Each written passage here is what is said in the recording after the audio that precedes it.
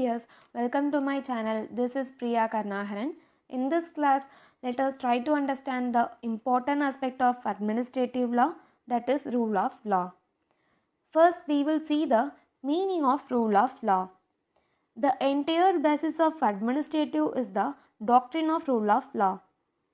The term is derived from the French phrase law principe de legalité, the principle of legality. It means that government based on the principles of law and not of men. Law principe de legalité. It is opposed to arbitrary powers. It is the reverse of tyranny, the antithesis of rule of anarchy. The expression rule of law explains a state of affairs in which everything must be done according to law. The term rule of law is used in contradiction to rule of man and rule according to law. It means that law rules which is based on the principle of freedom, equality, non-discrimination, fraternity, accountability and non-arbitrariness. And the rule of law, it can be used in two senses. One is formalistic sense and the other one is idealistic sense.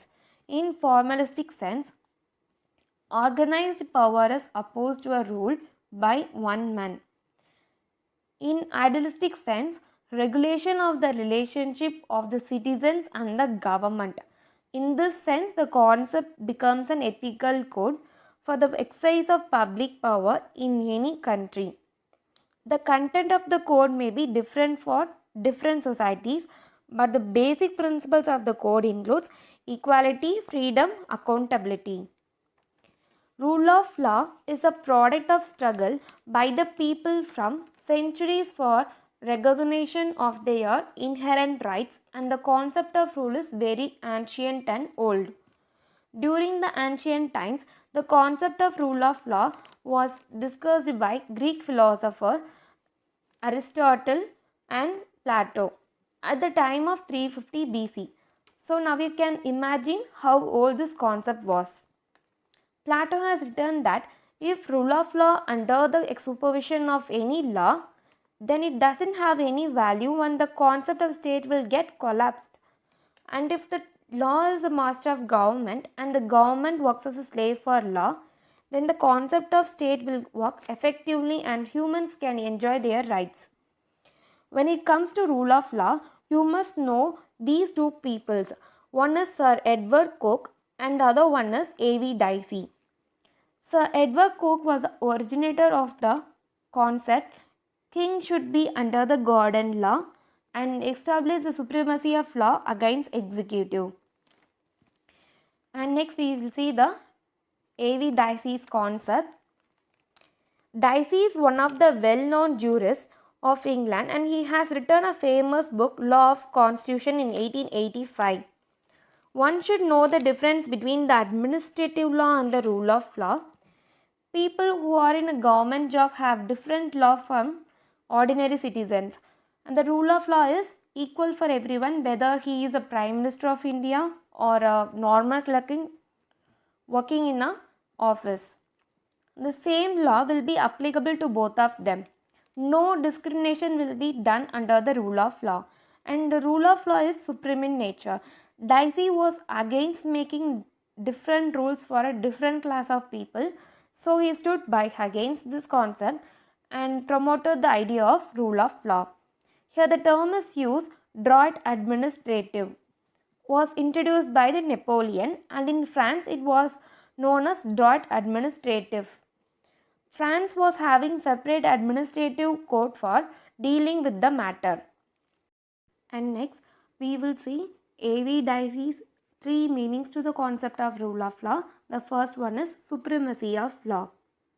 It's an absolute supremacy of regular law.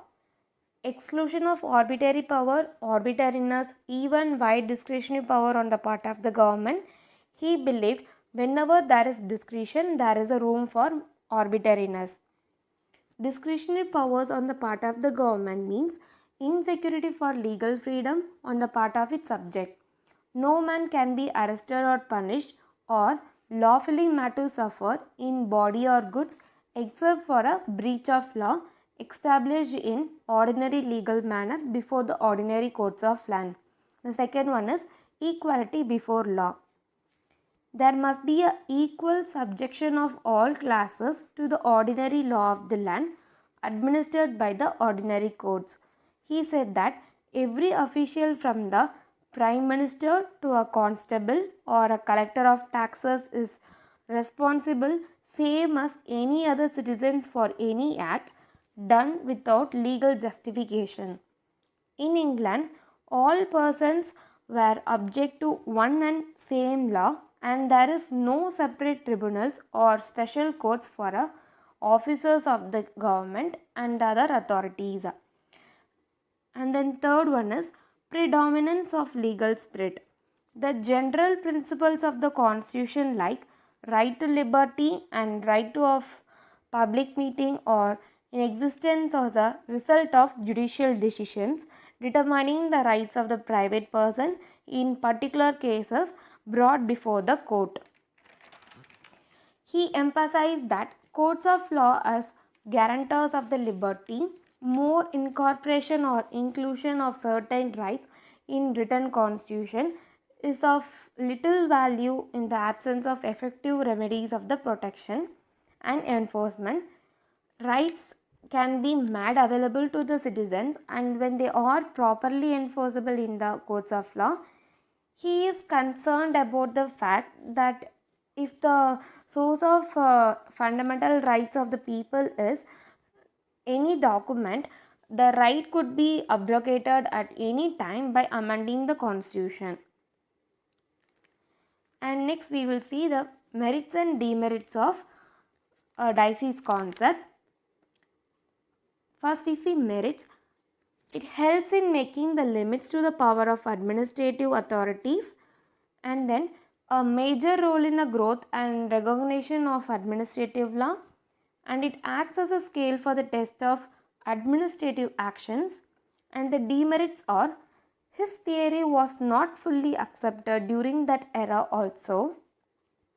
He failed to distinguish between the discretionary and arbitrary power. He misunderstood the concept of droit administration, which was actually in France. And next we will see rule of law comparing the other countries. In USA, rights are expressly mentioned and hence rule of law exists there. In UK, judgment law evolved and the principles of rule of law are recognized by the courts. In India, rule of law is not used in Indian constitution anywhere. The term is though used frequently by the Indian courts in their judgment. Next, we will see rule of law under Indian constitution. The first one is rule of law is one of the basic feature of the constitution. And the second is preamble. The ideals of the constitution like justice, liberty and equality are enshrined in the preamble itself, which is a part of the constitution. Article 14 ensures that all citizens are equal and that no person shall be discriminated on the basis of sex, religion, race or place of birth. Article 21 states that no person shall be deprived of his life or liberty except in accordance with the procedures established by law. And Article 14, 19 and 21 are so basic that they are also called the golden triangle articles of the Indian Constitution. The Constitution also ensures an independent and impartial judiciary to settle disputes and grievances for violation of fundamental rights by virtue of Article 32 and 226. That is, they are the remedies to the fundamental rights. And next we will see some case laws for rule of law. The first one is Kesavananda Bharati vs. State of Kerala. Under this case, the principle of basic structure was propounded, and it was said that any part of the constitution can be amended without disturbing the basic structure of it. And then the next case is Indira Gandhi vs. Raj Narayanan. In this case, the court held that rule of law is also the part of basic structure, and in the list rule of law was also added, and it means that no amendment can be done in the rule of law.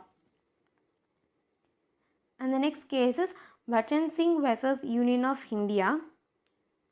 It is popularly known as a death penalty case.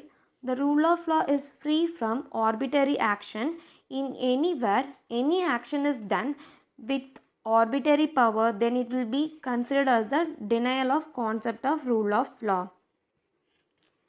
And the next case is ADM Jabalpur versus Shivkant Shukla. The popular habeas corpus case. It is one of the most important cases when it comes to rule of law. In this case, the question before the court was whether there was any rule of law in India apart from Article 21. This was in context of suspension of enforcement of Article 14, 21 and 22 during the proclamation of an emergency. The answer of the majority of the bench was in negative for the question of law. However, Justice H.R. Khanna dissented from the majority opinion and observed that even in absence of Article 21 in the Constitution, the state has got no power to deprive a person of his life and liberty without the authority of law.